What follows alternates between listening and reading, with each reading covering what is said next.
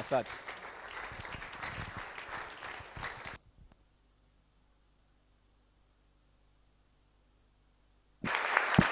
Hallelujah. Thank you. You may be seated. Murakoze mushobora kwicara. En réalité, c'est vraiment une bénédiction pour nous aussi. Mu by'ukuri ni ubuntu natwe kuri twe. Et comme je l'ai dit au début, le premier jour, nk'uko nabivuze guhera ku munsi wa mbere, c'est un honneur de pouvoir faire ceci la dernière semaine. ni ubuntu kubasha kuza hano mu cyumweru cya nyuma. Nous sommes vraiment reconnaissants. Ni ukuri turabashimiye Pasteur Elisha et Pasteur Grace. umushumba Elisha n'umushumba Grace. C'est vraiment une bénédiction pour nous de les revoir encore après un long moment. Ni ubuntu kuri twebwe n'ibyishimo kubabona nyuma y'igihe Et kinini, nous sommes même reconnaissants aussi pour Daddy qui nous a permis d'avoir cette opportunité. ndetse turanashimira n'umubyeyi wacu Dadi ko yaraduhaye amahirwe. Et nous bénissons le Seigneur pour chacun d'entre vous Ndetse turashima Imana ku bwanyu mwese de venir pour écouter la parole de Dieu. kuza kugira ngo twumve ijambo ry'Imana. Vous savez, comme je vous ai dit le deuxième jour, je crois, nk'uko nabivuze ku munsi wa kabiri, moi quand j'ai quitté ici, on n'était pas très loin avec le pasteur Elisha dans notre façon de parler Kinyarwanda. murabizi ubushize mva mu gihugu hano mu Rwanda twajyaga kuba ku rwego rumwe mu kuvuga ikinyarwanda n'umushumba Elisha. 15 ans après, quand je l'entends parler, nyuma y'imyaka 15 rero iyo ntangiye kumwumva avuga ça me dépasse. birandenga rwose. J'étais assis là-bas. nari nicaye Pendant hariya, qu'il parlait, j'avais l'impression qu'il allait caler à un moment. igihe yavugaga natekerezaga ko ari butegweho niburaho Mais j'ai gatoya, vu que ça coulait, ariko rwose biratemba bigatemba ça coulait. biratemba. J'ai continué. C'est comme si c'est moi qui parlais, alors j'avais comme peur. byari bimeze nk'aho ari njye uri kuvuga, nkagira ubwoba ko wenda ari butegwe mu kinyarwanda, ariko sanga biratemba. Mais j'ai vu que ça continue à couler, ça continue à couler. mbona birakomeje biratembye. Alléluia. Haleluya, Alléluia. haleluya. Vous savez, il ne faut pas prendre les choses à la légère. murabizi ntimukajye mukeresa ibintu cyangwa se mworoshya Vous ibintu. qui parlez Kinyarwanda, vous pensez que c'est facile. mwebwe muvuga ikinyarwanda mutekereza ko cyoroshye. Uzi kuha amategeko umukozi nawe utazi kuvuga neza. Umukozi mu rugo umubwira amagambo make agusa kuko uzi ko uvuze cyane umukozi yaseka. Akubona ko amategeko ayakibaza, shobuja arimo kuvuga iki. Anyway, praise God. Hallelujah. Imana ishimwe. Amen. Amen. Vous devez être reconnaissant quand vous parlez et que vous parlez que Kuri ça mujye coule. mubyishimira kubona muvuga mukavuga mukabona biragenda neza. Il y a des fois tu parles au travailleur, hari igihe ubwira umukozi il te regarde, il se dit mais qu'est-ce qu'il a dit? akakureba akavuga se buriya avuze iki, Et tu dois répéter ça une deuxième fois. ukongera ugashaka kubisubiramo kabiri. But anyway, gloire à Dieu. ariko Imana Alléluia. ishimwe. Alléluia. Haleluya. Dieu est bon.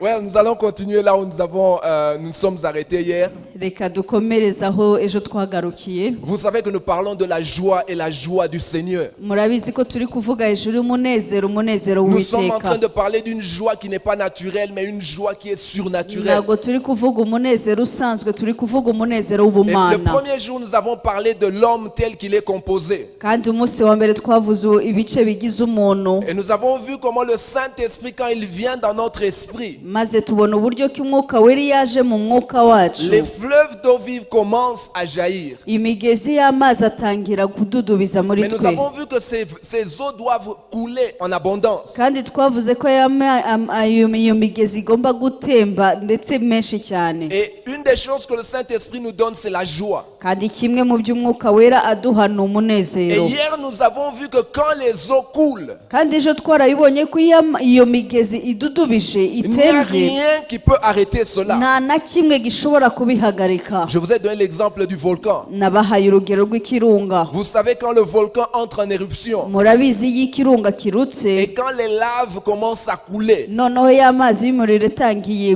gutemba, il n'y a rien à faire pour arrêter nta cela. na kimwe cyabihagarika. On évacue la ville. ugomba guhunga muri uwo Quand mujyi. les eaux coulent, iyo bitangiye quand le guturika, Saint-Esprit commence à se manifester dans iyo notre vie, umwuka w'Imana atangiye bitangiye kwigaragaza mu buzima il n'y a bwacu aucun démon de l'enfer qui peut tenir. nta dayimoni n'imwe y'ikuzimu yabasha guhangara Parce que la Bible dit ceci. kubera ko Bibiliya iravuga ngo Même quand l'ennemi vient, n'igihe umwanzi aje comme un fleuve, l'Esprit de l'Éternel le mettra en fuite. nk'umugezi utemba umwuka w'Imana azamusubiza inyuma Mais nous devons laisser pour éviter de créer des blocages. kugira ngo tutatuma hagira ikintu gihagarika Nous uko avons parlé par gutemba exemple du manque de pardon qui est un blocage. twavuze kimwe nko kutababarira gituma umugezi udatemba Et hier nous avons vu en abondance comment quand les eaux coulent, kandi ejo twabonye uburyo ko iyo imigezi iri kududubiza muri une des twe façons dont nous reconnaissons que les eaux sont en train de couler, ikimwe mu bimenyetso bitugaragariza ko imigezi iri gutemba c'est la joie. ni umunezero La joie est là. ni umunezero La joie est là. uba uhari La joie est là. umunezero La uba joie uhari est là. uba uhari Quand vous sentez que la joie n'est plus là, iyo wumvishe umunezero utagihari comprenez que la source ne coule plus. ujye usobanukirwa ko umugezi ntabwo Il est ugitemba temps de reprendre. ahubwo ni igihe cyo gusubiramo libérer la source. maze ukareka umugezi Et nous avons ugatemba parlé de certaines choses qui peuvent nous aider. ndetse twagiye turebera bimwe mu bishobora Le kudufasha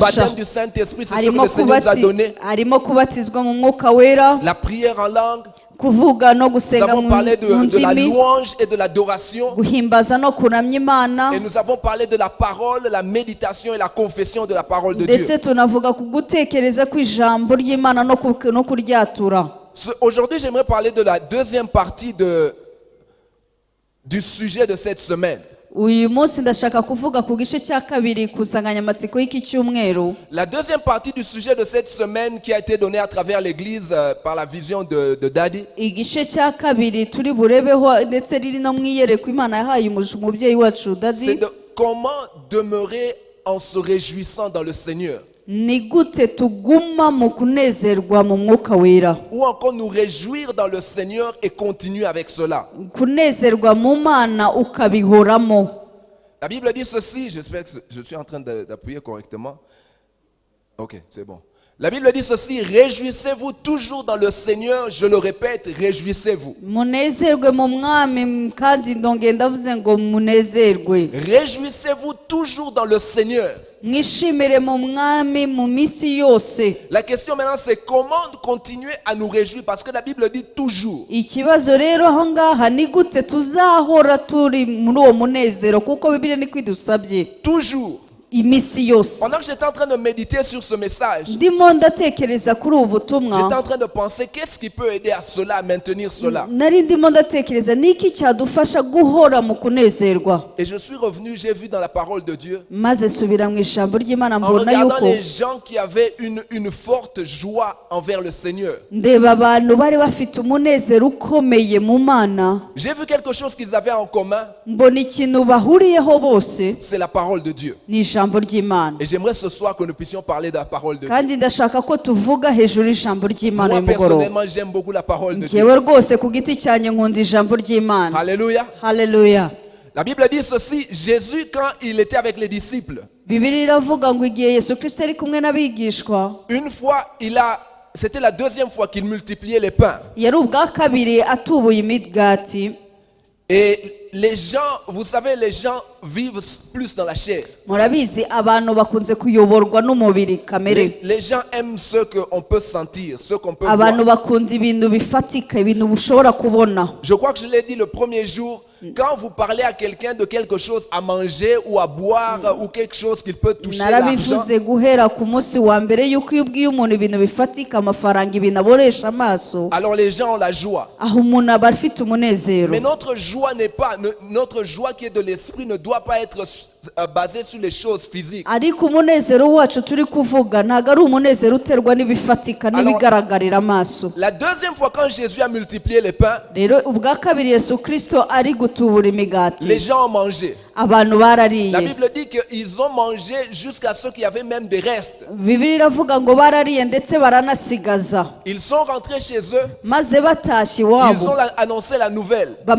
bamamaza iyo nkuru, en disant là-bas, vous savez pas, il y a de bonnes choses. baravuga ati hariya ntago mubizi hari ibintu byiza gusa. Les gens on mange, on a mangé du pain, on a mangé des poissons. twarariye turya imigati turya amafi. Là-bas c'est pas de la blague, tu manges hariya comme tu veux. hariya urarya ukanasigaza. On te donne, tu manges, on te donne encore après. Ce poisson-là, je n'ai jamais mangé un poisson ati comme celui-là. murabizi ariya mafi ntabwo turayaryaho. C'est vrai, il y a du pain, du poisson. Nibyo koko hari umugati n'amafi adasanzwe. Demain, nous aussi, on vient. Ejo natwe tuzaza. Le lendemain, ils sont arrivés. Maze bukeye bwaho La Bible baje, dit, ils n'ont pas vu Jésus. Bibiliya iravuga ngo ntabwo babonye Yesu.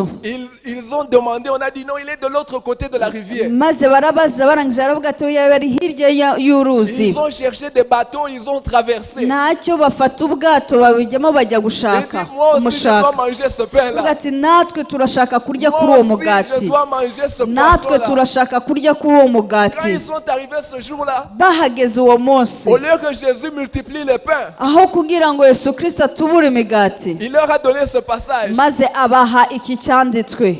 Il a dit ceci, car ma chair est vraiment une nourriture. Baravuga ati kuko umubiri wanjye ari ibyo kurya by'ukuri, Et mon sang est vraiment un breuvage. n'amaraso yanjye ari ibyo kunywa by'ukuri.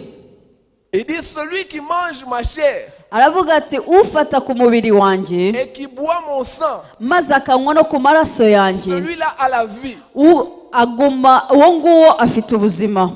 Vous pouvez vous imaginer les gens qui avaient été invités ce jour-là. Murashobora kwibaza abo bantu bari batumiwe uwo munsi ko Et batekereje. ils se sont regardés. Wowe se wambwiye ko tujya migati hano. Bararebanye bariko bavuga. Et maintenant, ce type ici il dit on va manger sa chair, on va boire son sang. None uyu mugabo ari kutubwira ngo turarya umubiri we turye n'amaraso ye. Et il dit que ma chair est vraiment une nourriture Nyamara akavuga ati umubiri wanjye ngo ni wo biryo. et mon sang est vraiment un breuvage. Kandi amaraso nibyo kunywa by'ukuri. C'était une équation compliquée. Yari ikibazo cy'ingutu rwose. Vous pouvez imaginer comment les gens étaient. Murashobora kwibaza ukuntu abantu babaye. Ils sont venus affamés, certains sont venus à jeûne. Baraje bashonje bamwe baniyirije En train de rwose. se dire mon cher, uyu munsi tuzarya. Uyu munsi kabisa. Mais quand ils sont arrivés là-bas, ils arrivent là-bas, ils entendent cette équation et disent non, ça c'est pas Baribaza ati normal. iki kibazo noneho bimeze bite ntabwo gisanzwe. Soit ce type est fou, Hari yasaze soit c'est un sorcier. cyangwa se ni umupfumu. Alléluia. Haleluya. Anyway, la Bible dit ceci, Jésus leur a parlé en disant ceci. Maze Bibiliya iravuga ngo Yesu Kristo abasubiza gutya. Jean chapitre 6 verset 63. Yohana igice cya 6 umurongo Il dit, 63. c'est l'esprit qui vivifie, la chair ne sert de rien. Les paroles que je vous ai dites sont esprit et vie. Aravuga bati umwuka wanjye niwe utanga ubugingo, umubiri ntacyo umaze. Amagambo mbabwiye niyo mwuka niyo bugingo. Il dit mes paroles sont esprit. Aravuga ngo amagambo yanjye ni ubuzima. En d'autres termes, mes paroles donnent la vie à l'esprit et l'esprit donne la vie au reste. Bivuze ngo ijambo ryanjye ritanga ubuzima mu mwuka wanyu, maze umwuka ugatanga ubuzima ku mubiri wanyu. Souvent les gens veulent qu'on leur donne quelque chose de tangible, l'argent ou du pain ou à manger. Rimwe na rimwe abantu bashaka kubaho ikintu gifatika, icyo kurya, icyo kunywa, ikintu babona. Quand on te donne la parole de Dieu, tu te dis, mais moi la parole de Dieu, je vais manger ça. Ariko watanga ijambo bakabose ijambo ry'Imana ndaza kurirya. Mais ce que tu ne réalises pas, c'est que le pain que tu manges aujourd'hui, tu n'auras pas ça demain et tu vas mourir. Ariko icyo utazi nuko uyu mugati uri burye uyu munsi nutawubona ejo uzapfa. La parole que tu reçois Ariko ijambo wakiriye va te donner la vie en abondance qui va amener tout le reste. ijambo riraza gutanga ubuzima busendereye kandi ubwo buzima buraza kuguha ibikurikiraho Voilà pourquoi byose. Jésus a dit ceci, cherchez premièrement le royaume des cieux. Niyo mpamvu Bibiliya ivuga Yesu Kristo aravuga ngo mushake Et la ubwami justice bw'Imana de Dieu. mbere na mbere, maze Et toutes n'ugukiranuka ces kwayo, choses vous seront données en surplus. maze ibindi byose muzabyongererwa. C'est la parole de Dieu que le Seigneur nous donne. Ni ijambo ry'Imana Yesu Kristo aduha. Vous savez, Pierre, quand il s'est retrouvé coincé, Murabizi Petero yisanze ari mu kibazo, Jésus leur a dit, vous, qu'est-ce que vous attendez? maze Yesu Kristo arababaza ati se mwebwe murindiriye iki? Vous aussi partez, parce que tout le monde était parti. Quand ils ont entendu cette équation, Namwe nimugende, abandi bose bamaze kumva icyo kibazo yabajije bose barigendereye. la Bible dit les gens sont partis. Bibiliya iravuga ngo abenshi baragenda. Mais Pierre est resté, il a dit au Seigneur, Ari- voilà pourquoi nous devons recevoir la parole de Dieu. Niyo mpamvu dukeneye kwakira ijambo Parce que c'est ry'Imana, la parole de Dieu qui agit en nous nous. kubera ko ni ijambo ry'Imana rikora muri Et twebwe, c'est ça qui fait que les rivières puissent couler. kandi icyo nicyo gituma imigezi ibasha Le gutemba. Saint-Esprit nous donne la parole. Yes, umwuka w'Imana aduha ijambo. Quand nous prenons la parole, Iyo dufashe ijambo, alors de l'intérieur, rero mo imbere ça commence à bouillonner ibintu bitangira à cause gutogota de la parole de Dieu. kubera ijambo ry'Imana. La Bible dit ceci, et ça c'est Jésus qui parlait. Aha ni Yesu Kristo wari urimo uravuga. Il a répété cela 3 fois. Yabivuze inshuro eshatu. Il dit ceci dans Jean chapitre 14. Muri Yohana igice cya 14 umurongo wa Au verset 15, 15. il dit ceci, si vous m'aimez, gardez mes commandements. Nimunkunda muzitondera amategeko yanjye. Au verset 21, il répète encore la même chose. Ku murongo wa 21 yongera asubiramo kandi. Il dit, celui qui a mes commandements Aravuga ngo ubika amategeko et qui yanjye les garde, akayitondera c'est celui qui m'aime. niwe unkunda. C'est un peu compliqué de faire va-et-vient. Anyway, c'est celui qui m'aime. Et celui qui m'aime sera aimé par le Père. Je l'aimerai et je me ferai connaître à lui. Kandi unkunda azakundwa na data kandi nanjye nzamumwenyesha. Nous sommes en train de parler de comment se réjouir dans le Seigneur toujours. Turimo turavuga hejuru ni gute tunezerwa mu mwami iteka. Une façon de nous réjouir dans le Seigneur, c'est notre façon de nous attacher à lui. Uburyo tunezerwa n'Imana biraterwa n'uburyo ki twicomekana nayo. Et lui, il nous dit que pour que cela arrive, il faut que nous puissions nous accaparer de sa parole. Kandi nawe akavuga ngo kugira ngo tubigereho biradusaba ko twakira ijambo Parce rye, que quand tugira nous ijambo saisissons la rye. parole de Dieu, nous montrons que nous l'aimons. C'est dans cette façon que nous montrons que nous l'aimons. Kuko nidukurikiza amategeko ye ni nabwo buryo turi bukugaragaze ko duhikunda. Et il dit au travers de cela, il va se révéler à nous. Maze akavuga ati binyuze muri ibyo araza kutwigaragariza. Il a répété cela encore même au verset 23. Maze abisubiramo ku murongo wa 23. Il dit, si quelqu'un m'aime, il gardera ma parole et mon Père l'aimera. Nous viendrons à lui et nous ferons notre demeure chez lui. Maze aravuga ngo Yesu aramusubiza ati umuntu nankunda azitondera ijambo ryanjye na data azamukunda tuzaza aho ari tugumane nawe. J'aimerais vous donner ma propre expérience. Ndifuza kubaha njyewe urugero rwanjye bwite. Vous savez, quand j'ai grandi, j'ai pas eu la faveur d'être quelqu'un qui lit beaucoup. Murabizi igihe nakuraga ntago nakunze kuba umuntu usoma cyane. Je ne lisais pas les livres. Ntago nasomaga ibitabo cyane. Et quand vous ne lisez pas les livres, ça vous crée un handicap plus tard à l'université. Kandi iyo udasoma cyane ibitabo hari ukuntu urema iyo ugeze muri kaminuza. C'était un problème pour moi quand j'étais à l'université parce que j'ai pas lu quand j'étais dans mon enfance. Byambereye rero ikibazo igihe nakuraga kuko ntasomaga ngeze muri kaminuza byarangoye. J'aimais voir la télévision, j'aimais voir les images, mais lire c'était vraiment une Nakundaga kureba televiziyo, nakundaga gukora ibindi ariko byagera ku gusoma ntago nabikundaga Je pouvais cyane. commencer un livre mais c'était difficile pour moi. Byabaga gutangira igitabo ngo ugisome mari umwanya ngisoma byabaga ari ikibazo Et kuri même njye. mon épouse peut témoigner, jusqu'aujourd'hui c'est par la grâce de Dieu que je suis arrivé à terminer l'université. Ndetse n'umufasha wanjye yabihamya rwose ni kubw'ubuntu bw'Imana kuba narashoje kaminuza. Mais Dieu m'a fait grâce. Ariko Imana yangiriye ubuntu. Quand je suis venu au Seigneur, Igihe nakizwaga le Seigneur a fait un travail dans ma vie. umwuka w'Imana yakoze umurimo muri njye. J'ai réalisé que une des choses sur lesquelles Jésus s'appuie ou qu'il veut voir en moi, Kimwe mu bintu Yesu Kristo yifuza ndetse akeneye ko cyubakika muri njyewe c'est lire la parole. ni ugusoma ijambo ry'Imana. Alors je me suis dit, je dois lire la parole. Maze ndibwira ni ngomba gusoma ijambo Je n'aime pas ry'Imana. lire, Simbikunda mais lui il aime que je lise sa ariko parole. we arabikunda ko nsoma ijambo Je dois ry'Imana. lire la parole de Dieu. Rero ngomba gusoma ijambo ry'Imana. J'ai donné ma vie à Christ ma dernière année de l'école secondaire. Nahaye ubuzima bwanjye Yesu Kristo ku mwaka wanjye wa nyuma wa secondaire En 92. muri 92. Certains n'étaient même pas nés qui sont ici. Bamwe hano bari bataranavuka. Et quand je suis allé à l'université, je suis allé en Afrique du Sud. Noneho ngize muri kaminuza njya muri Afurika y'Epfo. Dieu m'a fait grâce, j'étais déterminé. Iyi rwose Imana ingirira ubuntu nari ntumbiriye Il y avait des intego jours yanjye. où je m'asseyais à l'université, je m'étais donné une discipline 1 heure par jour de lire la Bible. Nari narihaye gahunda ndi muri kaminuza yuko isaha imwe ngomba kugira umwanya wo gusenga wo gusoma ijambo. Jusqu'aujourd'hui, j'ai maintenu cette discipline. Chaque année, je dois terminer la Bible de Genèse à Apocalypse au moins une fois. Ndetse Me prendre aujourd'hui, ushobora kufata nonaha vous me jetez dans une île. maze mukanjugunya hano mu kirwa runaka. Si j'ai la parole et le temps de prier, je suis l'homme le plus heureux. nimba mfite umwanya wo gusenga no gusoma ijambo ry'Imana ndi umuntu unezerewe rwose. Et j'ai regardé dans la parole de Dieu. Maze ndebye no mu ijambo ry'Imana Je vois même les hommes de Dieu. En Bon, parlant là, de David, par exemple, nous avons beaucoup parlé de David. mbona yuko n'abantu b'Imana tuvuze nko kuri Dawidi, Une chose qui faisait sa particularité, kimwe mu byamurangaga by'umwihariko, une chose qui faisait sa particularité, c'était il aimait la parole de Dieu. kimwe mu by'umwihariko yagiraga nuko yakundaga ijambo Et vous ry'Imana. savez que David, c'est quelqu'un qui se réjouissait dans la présence de Kandi Dieu. murabizi ko Dawidi ni umuntu wanezerwaga mu Mana. Il dit ceci, quand on me dit allons dans la maison de l'Éternel, je suis dans la joie. Ndetse bakamubwira akanavuga ati iyo bambwiye kuza mu nzu y'Uwiteka ndanezerwa. Psaume 27, il dit ceci, je demande à Dieu une chose, c'est être dans sa présence. Noneho yagera muri Zaburi 27 akavuga ati icyo nifuza ni kimwe ni ukuba mu kubaho Psaume kw'Imana. 42, il dit ceci, il dit comme une biche soupire après des eaux paisibles, mon âme soupire après l'Éternel. Yagera muri Zaburi 22 ngo nk'uko imarakazi yahagizwe no gushaka amazi niko nanjye nyotewe kubaho kw'Imana. David se réjouissait de la présence de Dieu.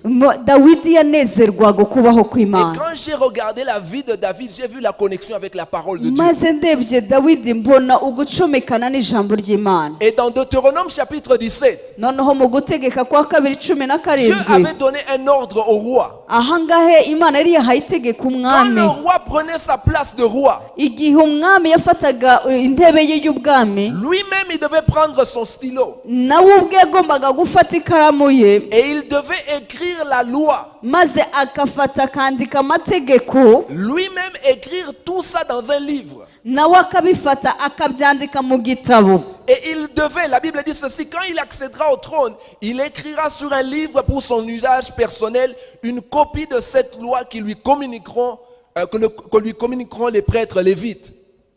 Kandi namara kwima ingoma ye aziyandikira aya mategeko mu gitabo ayakuye mu gifitwe n'abatambyi b'Abalewi. Vous imaginez cela, le roi. Umwami Le roi lui-même devait écrire. umwami wenyine agafata akandika ubwe. À cette époque, il y avait les 5 livres jusqu'à Deutéronome. Icyo gihe hari ibitabo bitanu gusa kuva ku itangiriro kugeza ku itegeka kwa kabiri. Le roi devait écrire lui-même Umwami personnellement. yagombaga gufata akandika. Et la Bible dit ceci, la deuxième partie, cette copie ne le quittera pas. Il lira tous les jours de sa vie afin qu'il apprenne à craindre l'Éternel son Dieu en obéissant à toute cette loi et en appliquant toutes ses ordonnances. Kandi icyo gitabo azakibane ajya gisomamo iminsi yose akiriho kugira ngo yige kubaha Uwiteka Imana ye no kwitondera amategeko yose y'ibi byategetswe n'aya mategeko no kuyumvira. Quand j'ai lu cela, j'ai compris alors où était la clé de la réjouissance de David. Rero maze kubisoma ibi ngibi naje kubonaho ipfundo urufunguzo rw'umunezero Dawidi yahoranaga. La Bible dit ceci, car la parole de Dieu, Bibiliya iravuga ngo ijambo ry'Imana. c'est pas facile de faire 2 langues à la fois. Anyway. Car la parole de Dieu est comme une épée à double tranchante. Elle est vivante. Kubera ko ijambo ry'Imana nk'iy'icyuma rifite ubugi bubiri. Plus tranchante qu'une épée quelconque à double tranchant. Nk'uko rityaye rishobora kugabanya umwuka n'umubiri, Pénétrante jusqu'à partager âme et esprit. ndetse rishobora kugabanya umwuka n'ubugingo, Et pénétrant jusque dans les pensées du cœur. ndetse rishobora gucukumbura ariko imitima yabo yarahumye. No, iri Non, c'est pas ça. mu Baheburayo. Attends, je vais essayer de rentrer en arrière. Je crois que je l'ai un peu perdu quand j'étais en train d'avancer.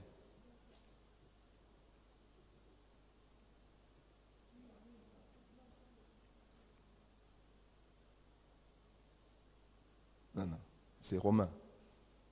Non, Hébreu, pardon. Hébreu 4, 12. Anyway, on est en train d'apprendre la technologie en même temps. Et ils vont m'aider. Mais la Bible dit ceci, je vais lire à partir du français.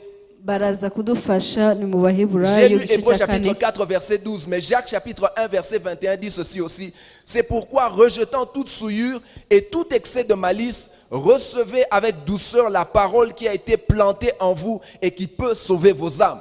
kuko ijambo ry'Imana ari rizima rifite imbaraga kandi rikagira ubugi buruta ubw'inkota zose rigahinguranya ndetse kugeza ubwo rigabanya ubugingo n'umwuka. Et le verset qui suit, dans Jacques. Icyanditswe gikurikiraho muri Yakobo. Okay. Anyway, je suis en train de leur donner beaucoup d'équations. La Bible dit ceci, que cette parole a la capacité de changer notre âme. Ndetse iri jambo ry'Imana rivuga ngo rifite imbaraga zo kuba zahindura. Vous savez, le Saint-Esprit utilise la parole comme une épée. Mwuka w'Imana akoresha ijambo nk'inkota. Et cette épée pénètre jusqu'au plus profond de nous. Ndetse iyo nkota ibasha kwinjiramo kugeza mwimbere mwina cyane. À travers la parole de Dieu, le Saint-Esprit change nos dispositions. Noneho binyuze mu ijambo ry'Imana umwuka w'Imana abasha guhindura uburyo umutima wacu uhagaze. Au niveau de notre âme, nous avons des prédispositions selon la culture, selon les traditions, selon ce que nous avons appris dans notre passé. Kubera ko mu bugingo bwacu uhagarara bijyanye n'ibyo twanyuzemo n'umuco n'ibyahise byose maze tukagira uburyo kiduhagarara ariko umwuka w'Imana araza agawuhindura.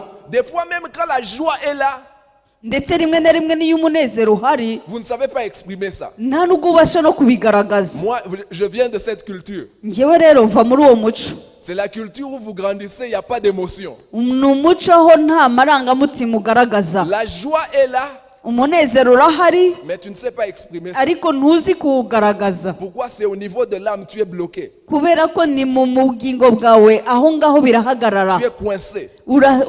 Urahagaze ahantu hamwe ntago bitemba. Quand je suis venu au Seigneur, j'étais un homme coincé au plus profond. Rero igihe nazaga kuri Yesu Kristo nari umuntu wifunze cyane, wifunze cyane Même ariko lever mes mains, c'était difficile. ndetse no kwizamura ibiganza byanjye ngo ndamye Imana nabyo byari bigoye. Bouger, danser pour le Seigneur, c'était compliqué. Kugira ngo mbyinire Imana byagaba bigoye rwose. Parce que quelque part dans mon âme, j'étais pas habitué à ces choses. Kubera ko ahantu cyane mo imbere mu bugingo bwanjye ntago nari mbimenyereye. La parole de Dieu libère. Ijambo ry'Imana rirabohora. La parole de Dieu pénètre. Ijambo ry'Imana ririnjiramo La imbere. parole de Dieu change. Ijambo ry'Imana rirahindura. Ça change votre façon de vous voir. Ndetse binahindura uburyo ki wibona. Ça change votre façon de savoir qui vous êtes. Ndetse binahindura uburyo utekereza kuri. La Bible dit vous êtes un enfant de Dieu. Bibiliya ivuga ngo muri abana b'Imana. Beaucoup d'entre vous ne comprennent pas qui vous êtes. Benshi nta nubwo musobanukiwe abo muri bo.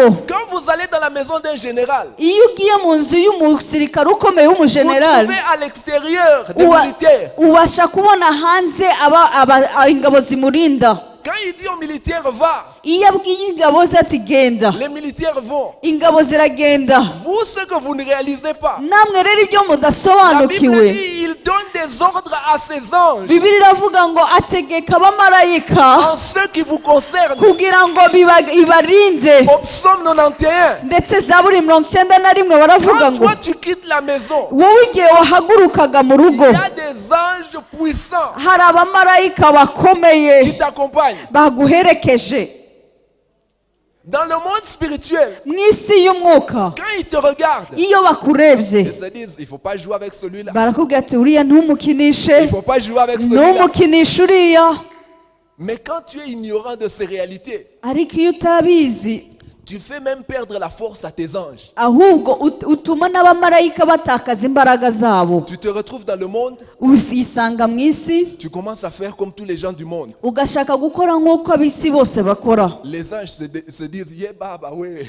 Abamarayika nabo bakiyamira ati ye baba we. Vous vous imaginez des soldats, Muri kwibaza abasirikare ils voient leur général bari kubona umujenerale wabo en train de se trémousser par terre. arimo aratembagara hasi, Il enlève son pantalon, arimo aravanamo ipantaro ye, il se retrouve nu. arimo arisanga yambaye ubusa. Imaginez-vous la réaction des soldats. Mwibaze ukuntu abo basirikare batangara. Ils vont se dire, ah, afande kabisa nakigenda kabisa. Parce que c'est pas normal. Kuko si ibisanzwe. Élisée s'est réveillé le matin, Elisha yigeze kubyuka igitondo son serviteur le secoue. maze umugaragu we aramunyeganyeza. Il dit, turapfuye turashize. Baduteye. Alléluia. Il dit, ngwino urebe. Il sort à l'extérieur, arasohoka il voit comment ils étaient entourés d'une armée. maze abona ukuntu bagoswe n'ingabo. Son serviteur lui dit, c'est fini pour nous. Maze umugaragu arabamubwira ati rwose biraturangiranye. Élisée lui a dit, tout ça. Alléluia. Et il a dit, Seigneur, ouvre ses yeux. Maze asaba Imana ngo humura amaso Et ye. la Bible dit, quand il a regardé derrière eux, Maze Bibiliya iravuga ngo arebye inyuma il n'a yabo, pas vu seulement une armée. ntabwo yabonye ingabo gusa, Il a vu une armée de feu. yabonye ingabo Une z'imiriro, armée de feu. bafite intwaro y'imiriro, Parce que la parole de Dieu est réelle. kubera ko ijambo ry'Imana ni ukuri. Psaume 91, c'est pas Nagwari Migani. Zaburi ya 91 ntabwo ari umugani. La Bible dit ceci, ils te porteront sur les mains, iravuga ngo bazaguheka, bazagufata mu biganza byayo, de peur que ton pied ne heurte contre kugira ton ngo pied. ibirenge byawe bitateguza. Mais quand tu tu connais pas ces choses. Ariko iyo utabizi, La Bible dit, mon peuple périt faute de connaissance. Bibiliya iravuga ngo ubwoko bwanjye burarimburwa La bizera connaissance kutamenya. vient comment? La connaissance vient avec la parole de Dieu. Ukumenya kuzanwa n'ijambo La Bible dit, ry'Imana. vous connaîtrez la vérité vous Ngo affranchira. muzamenya ukuri kandi ukuri La kuzababatura. vérité vous affranchira. Ukuri kuzababatura.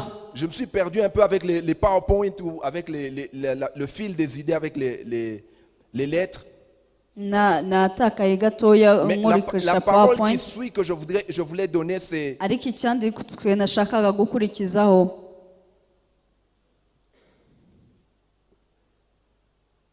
dans Jean chapitre 17. ni muri Yohane igice Jean cya chapitre 17, versets 14 et 17. Yohane igice cya 17 umurongo wa 11 Je suis haravuga un peu en ngo train de donner une équation bien aimée là-bas. La Bible dit ceci, Jean chapitre 17, versets 14 et 17. Je leur ai donné ta parole et le monde les a haïs parce qu'ils ne sont pas du monde. Comme moi aussi je ne suis pas du monde. Je te prie pas, Père, de les ôter du monde, mais de les préserver du mal. Ils ne sont pas du monde comme moi je ne suis pas du monde. Sanctifie-les par ta vérité, ta parole est la vérité. nabahaye ijambo ryawe kandi ab'isi barabanga kuko atari ab'isi nkuko nanjye ntari uw'isi. Sinsaba ko ubakura mu isi ahubwo ubarinde umubi. Si ab'isi nkuko nanjye ntari uw'isi.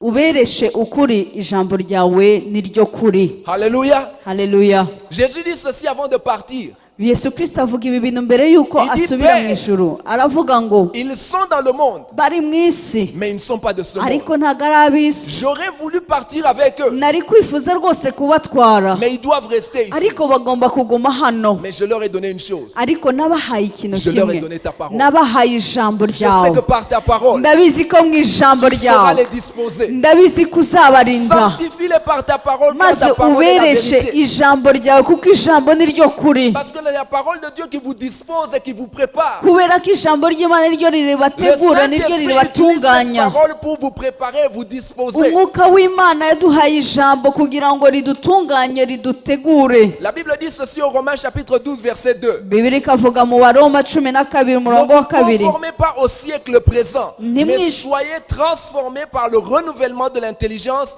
afin que vous discerniez quelle est la volonté de Dieu, ce qui est bon, agréable et parfait. Ntimwishushanye n'ab'iki gihe ahubwo mugire imitima ihindutse, mugize imitima mishya kugira ngo mumenye neza ibyo Imana ishaka ari byo byiza bishimwa kandi bitunganye rwose. La Bible dit nous ne devons pas nous conformer à ce siècle ou à ce monde. Bibiliya iravuga ngo ntimwishushanye n'ab'iki gihe n'ab'isi. Rappelez-vous, hier je vous ai donné le psaume 127 où on dit si l'Éternel ne bâtit la maison, c'est en vain que ceux qui bâtissent travaillent. Mwibuke icyanditswe ejo nabahaye Zaburi 127 ivuga ngo niba atari Uwiteka wubatse, wubaka aba yubakira Nous ne ubusa. suivons pas le standard du monde. Ntabwo dukurikiza urugero isi Nous suivons itangamo, le standard du ciel. ahubwo dukurikiza urugero Imana Parce que nous iduha, voulons vivre comme au ciel. kuko turashaka kubaho nk'ab'ijuru. Parce que la volonté de Dieu, c'est que nous puissions vivre le ciel sur terre. Kubera ko ubushake bw'Imana ni ukugira ngo tubeho ijuru hano mu isi, Mais nous devons saisir la parole. ariko dukeneye kwakira Parce ijambo que c'est cette ry'Imana, parole qui nous permet de nous conformer au ciel. kubera ko ni ijambo ry'Imana rituma dushushanywa n'abo mu Et ijuru, de vivre les avantages du ciel. ndetse tukabaho mu nyungu nk'iz'ab'ijuru,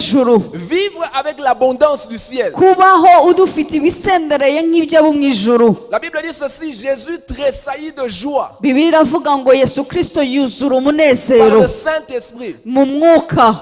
Je ne sais pas s'il y a moyen de mettre le Kinyarwanda là-bas et le français ici. C'est pas possible, hein? C'est compliqué, ok.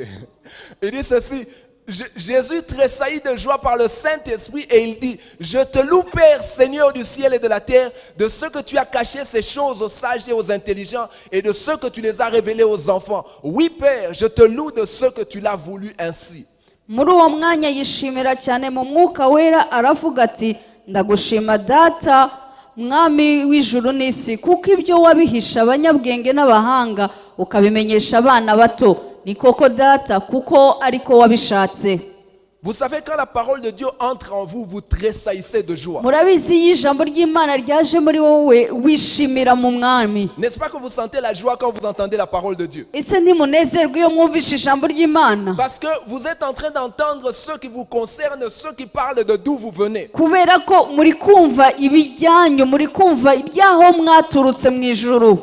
Et la Bible dit ceci, il a caché cela aux gens de ce monde. Bibiliya iravuga ngo ibyo yabihisha abanyabwenge Mais il n'abahanga, a révélé à nous, ses enfants. ahubwo abihishurira twebwe abana bato. Je vais terminer avec ceci parce que j'aimerais qu'on prenne un temps de prière. Ndashaka ko dusoreza hano kuko ndashaka no gufata umwanya wo gusenga. J'ai passé du temps à vous dire, vous devez laisser les eaux couler. Nafashe umwanya mbabwirane mukeneye kureka imigezi igatemba. Ce soir, nous allons laisser les eaux couler. Uyu mugoroba ndifuza ko tureka imigezi igitembe. Turafata umwanya dusenge.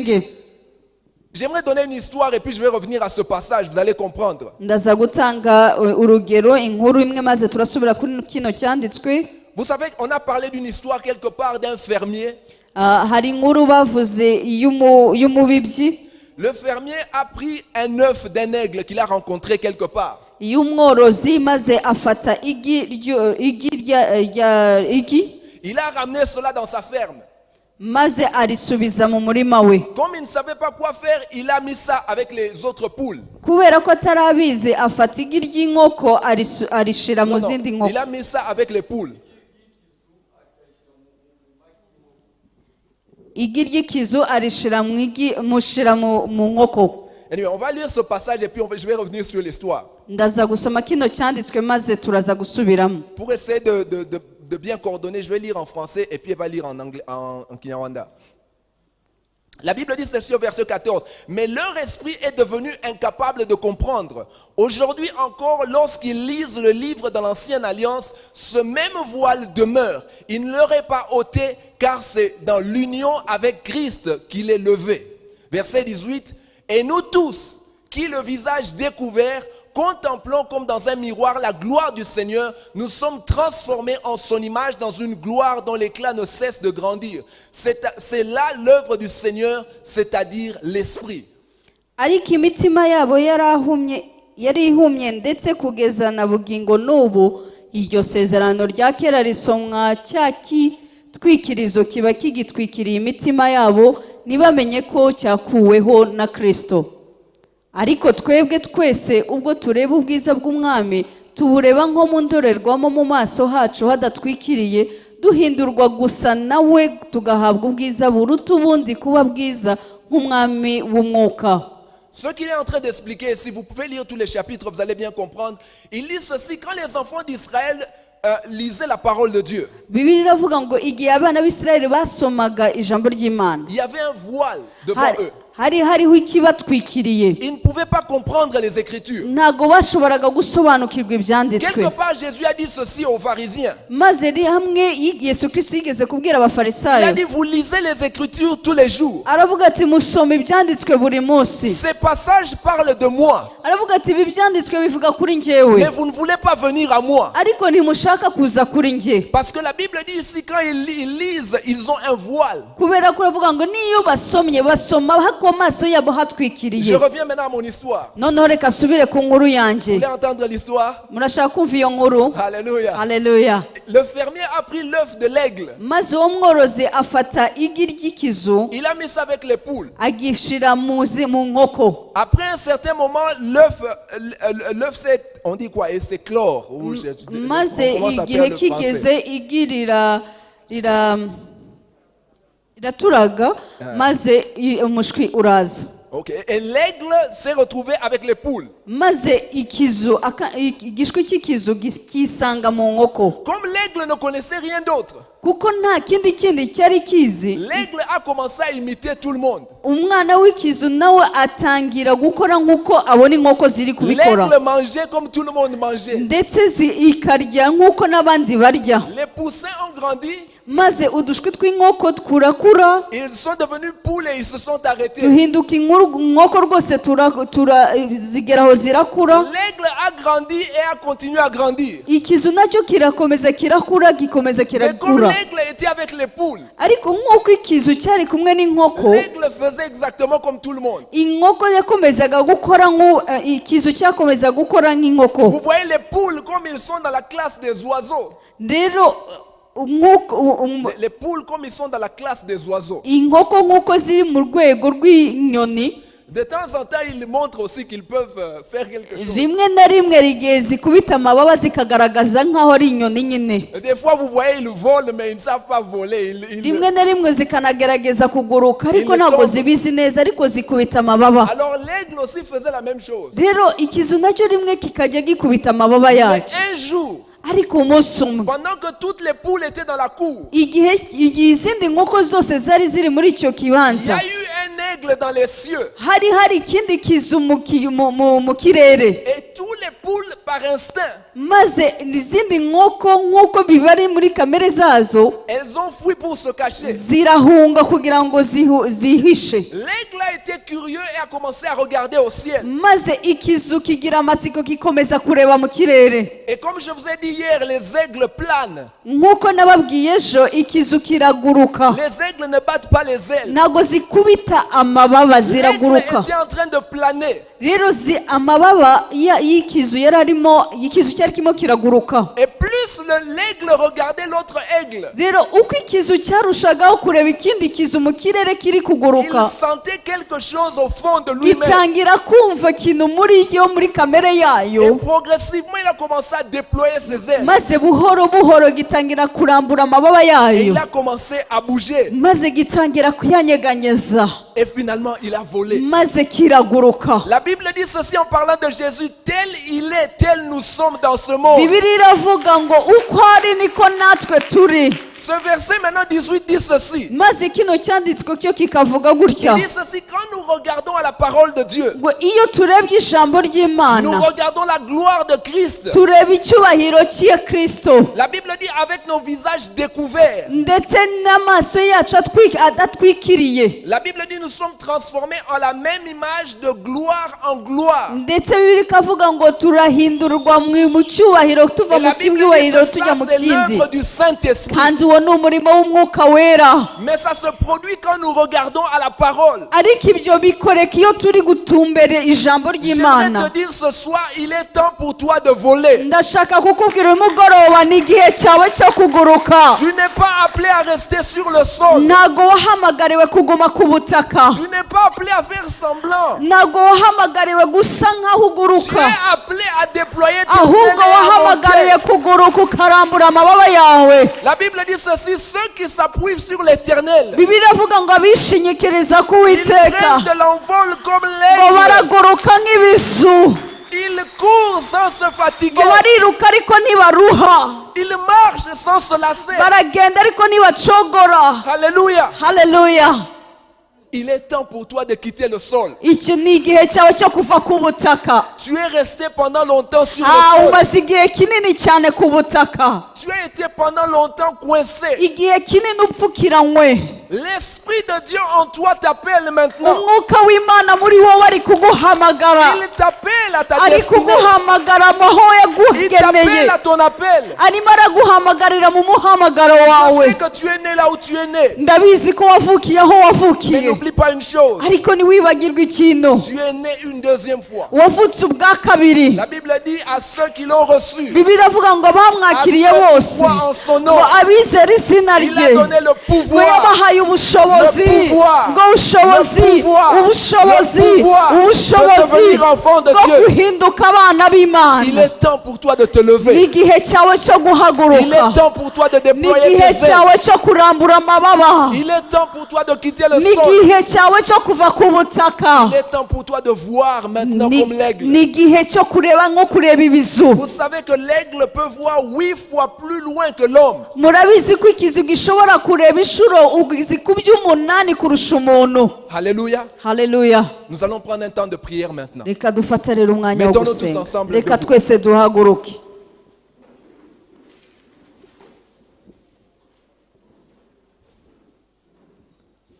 Vous savez, je vous ai dit, le problème, Murabizi narababwiye ni ikibazo. ce n'est pas ce qui est devant vous. Ntabwo ari ikibari imbere. Le problème, c'est de reconnaître qui est en vous. Ikibazo ni ukumenya uri muri La Bible mwebwe. dit, petits enfants, ne craignez rien. Bibiliya iravuga ngo bana bato Car ntimutinye. celui qui est en vous Kubera est ko plus uri grand. muri mwebwe aruta uri mu isi. Avant cela, la Bible dit ceci. Qui es-tu montagne devant Zorobabel? Bibiliya imbere yaho bikongera bakavuga ngo ese wiyita iki wa musozi Car imbere ya ce n'est ni par Zerubabeli. la force, ni par la puissance. Kuko ntabwo ari kubw'umumbaraga na nubwo ari kubw'ubushobozi. Mais c'est par l'Esprit de Dieu. Ahubwo ni kubw'umwuka w'Imana. L'Esprit de Dieu est en nous. Umwuka w'Imana ari muri twe. Il est temps pour nous de commencer à voler. Ni igihe rero cyo kuguruka. Nous allons prendre un temps de prière. Tugiye rero gufata umwanya wo gusenga. J'aimerais que tu puisses libérer les eaux. Ndifuza ko urekura iyo migezi J'aimerais igatemba. que tu puisses prendre le temps de prier, de parler au Seigneur. Ndifuza ko ufata umwanya wo gusenga ugasenga Imana. Si on peut me permettre, nous allons prendre like 10 minutes. Niba bishoboka twafata iyo minota 10. Si tu veux t'asseoir et tu te sens plus à l'aise en étant assis en priant, tu vas Ushaka t'asseoir. kwicara wumva ari bwo utekanye umeze neza bikora. Si Ushaka tu veux kugenda marcher, je te conseille de marcher. nimba ushaka kugenda ugende.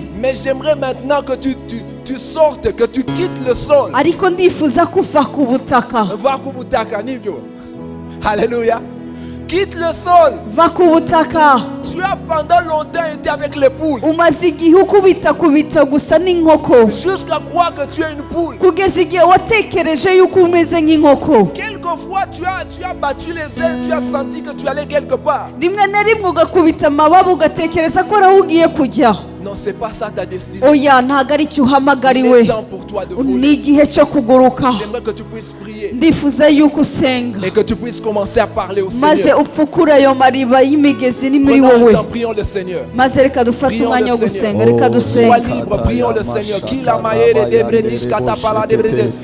Seigneur, nous te disons merci au Papa Seigneur pour le privilège que tu nous as donné d'être tes enfants, Seigneur de gloire. Merci toi qui nous as appelés au éternel désormais. Merci toi qui nous as choisis au éternel désormais. Merci toi qui nous as donné ce privilège, oh mon Dieu, d'être à toi, de t'appartenir au Seigneur de gloire. Et en plus de cela, Seigneur, tu nous as donné ta parole au Seigneur de gloire. Ta parole, oh mon Dieu, qui fait la différence dans nos vies, au Seigneur. Oh, sois béni, sois béni. Lima maïe de Bredesh Kitibi Arabasete. Lima maïe de Bredesh Kitibi Arabasete. Lika pate de Bredesh Kitibi Arabasete.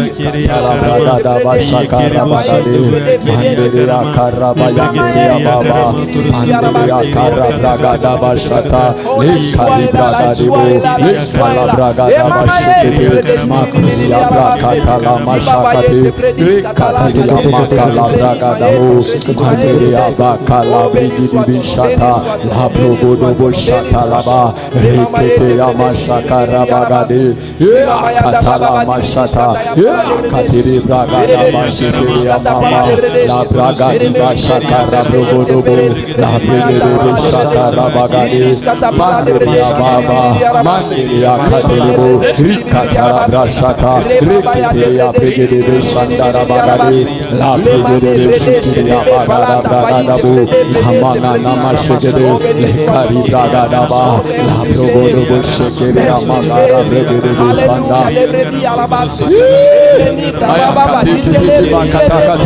La karibra shatarabu mandiri abrakatala brigedibu rakatiri brigedibu shatarabu la karibra gada bashilibu la magana mashigidi rikatiri bragada ba le karibra shokuru bragada bashikidi rekete ya mashakati rekatiri ya bagalebri le karibri gedebe shatarababa rakata ya baba rekete ya bakatiri brigedibu sanda mandiri akatiri akatiri bushata la kurubrugudu sata la karabragada bashete le karibragada bashakaribu ikaria mandiri ababa riba baba rekata la bashata la prekediri bishiria mandiri rikari bragada bashata imigeziteme imigeziteme imigeziteme imigeziteme imigeziteme imigeziteme imigeziteme la prakatiri bushata la karibrigidi bishikiri abagati